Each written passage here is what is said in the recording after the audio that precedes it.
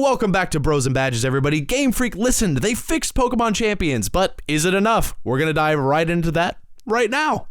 Joe, you have the bug fixes, the most current update pulled up. Let's go through it. They updated it. They fixed Champions. All of our hopes and dreams are coming true, or are they? What did they actually add or change in the patch notes? That's what we're talking about today, patch notes, because nothing is sexier than some patch notes.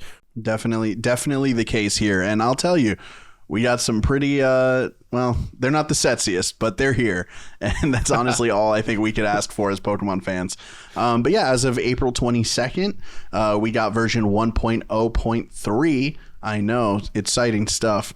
And with that came along some bug fixes that I think maybe aren't like the most exciting, but definitely ones that we needed. So right here, I have the list in front of me. I'm going to kind of read it off and we could discuss how we feel about it. So first off, and yeah, I think some of the funniest ones here. We have the explanation for Leech Seed is finally corrected. That's right. Somehow, when they were releasing this game initially, they kind of messed that one up, and Leech Seed had the wrong description. Now, I'm not a big Leech Seed player. I don't use like stall teams, so I wasn't aware of this. But maybe we could flash on the screen what it originally was, because I luckily I haven't come into contact with this bug, but that's kind of that'll set the stage going forward for the rest, I think, on the level of importance. The second one, which I think is equally funny, is that there was a kind of a gender assignment that was wrong. And that is, in the tutorial, we have a Gallade who appears female, which if you're a Pokemon player, that probably means something to you. Gallade is a male stuck Pokemon. It can only be male, kind of the whole point of it, even though Gardevoir can also be male. So I'm not sure why Gallade doesn't get the option. But yeah, it is official. Well, I think Gallade makes sense though as a chick, Gallade. Maybe someone was just like, oh, this one's called Gallade. That must be a female. That honestly, you know what? I'm going to make a hot take here before we move on. I say put it back, Game Freak. Put it back. Yeah, make that. Let's hear it for the gals. Exactly. Let's hear it for the gals. We gotta get that on a shirt. Hear it for the gals. But yeah, so for all the people that were bugged by that bug, at least you can find solace in the fact that they're listening. They fix that. The next thing, and this is a little bit more important and something that I think sets a good precedent for champions going forward, and that is that there was an issue when it came to Mega Evolution, and I'm going to read the patch notes as it is. It says the player is unable to select a move when they move the cursor over Mega Evolution while viewing move details. So essentially, if you are looking at your moves and you pull up the information, let's say you want to double check, you want to make sure you're selecting the correct move, and then you try to go to Mega Evolve, well, your player actually got stuck, and this could lead to being timed out or just really having to throw the battle in general. So this is a bigger issue here. Now, I'm not saying everyone was affected by this. Zach and I have spoken off stream about this. I luckily haven't run into this one. But, for a lot of players who have run into it, this is a reason to stop playing. Like if you're on like a nice win streak and this messes you up, I absolutely get the hate for it. Also, pretty much as important is the Unnerve ability didn't work on certain Pokemon with certain abilities, which essentially meant that Unnerve as an ability had a chance of just not working. And this is extremely upsetting because, again, the whole point of Pokemon is you are playing like 4D chess, right? There's a lot of movement. There's a lot of planning that goes into this.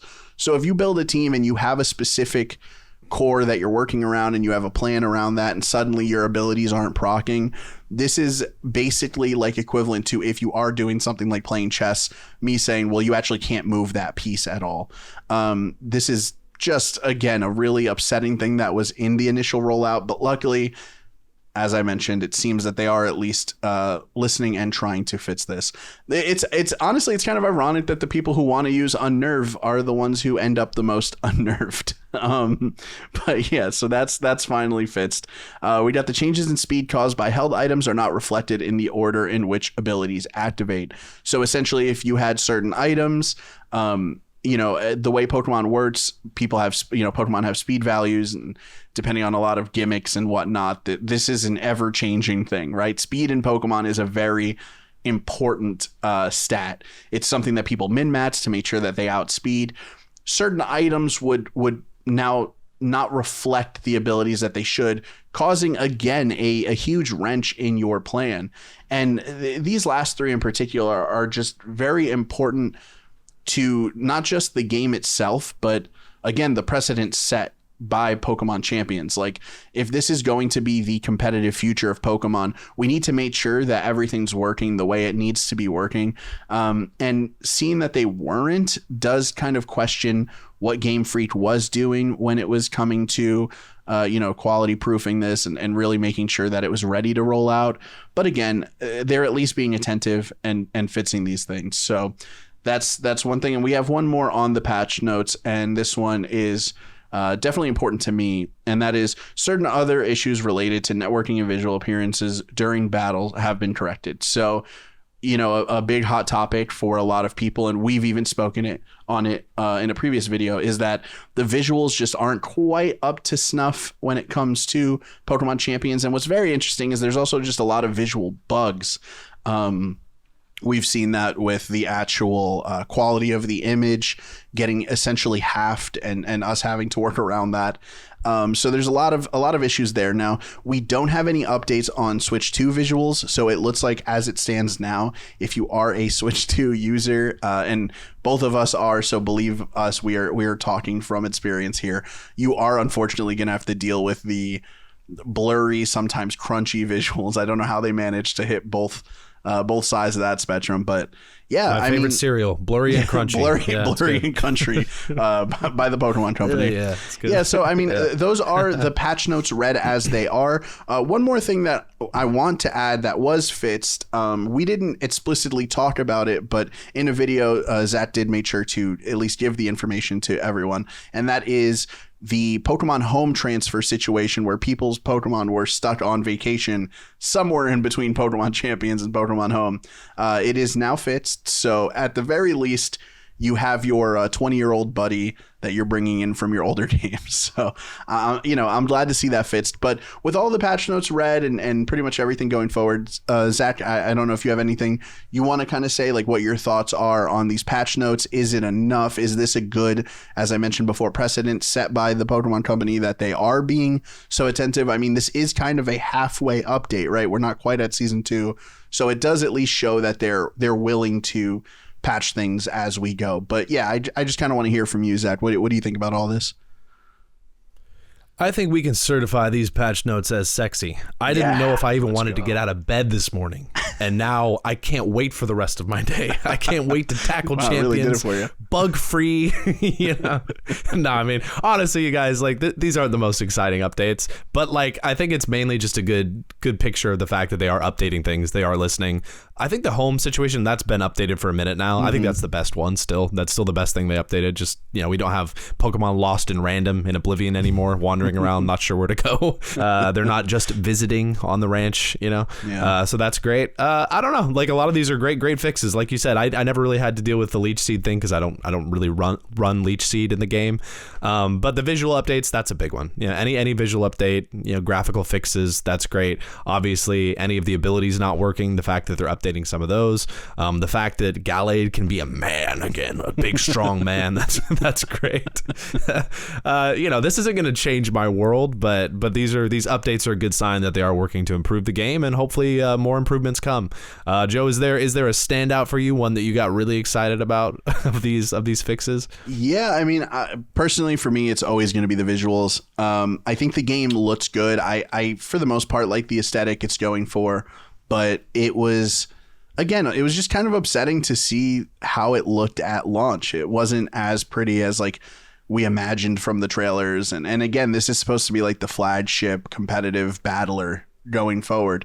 So I just kind of wanted to like meet a certain again, like look for what it is. And, you know, I think if they are going to continue to upgrade it and make it look as good as possible, that's a good thing. Because with these companies, it really is hard to, it's hard when it comes to stuff like that because they're kind of stuck in their ways, right? Like this is their vision. It's going to look how they look. We're never going to get the Pokemon Champions receptionists' eyes further apart, but at least we can make them a little bit more visually appealing, hopefully. I'm really waiting for that Switch 2 update. I understand this is also coming to mobile, so there is a middle ground, but we have so many games on mobile these days that look absolutely incredible, and a lot of games that are just like they don't nerf themselves because they're coming to mobile. We're just not at that anymore. Like that point is just so moot at this point. Like being like, oh, well, it's coming to phones. Yeah, but phones also play. I mean, this week Control came out on iPhone. Like the actual full game of Control came out. That's crazy. And it looks good. Like it's comparable to its console, counterpart. So like Pokemon, please give us a Switch 2 update. Let that be the version going forward. I know the Switch is underpowered, but we have games like Breath of the Wild launching day and date with the Switch 1. And that's still leagues better than Pokemon Champions. And I know Game Freak isn't huge on and let's get Breath of the Wild on our phones. Let's get Breath of the Wild on our phones. Come on. That's the takeaway from today's episode is let's get Breath of the Wild. Take anything away, guys.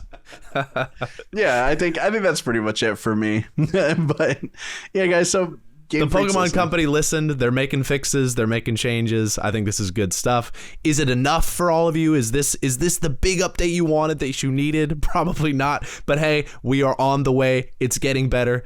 Every day, it's getting a little better. That's not how that song goes. Anyway, we're going to end on that. And we will see you guys the next Bros and Badges podcast.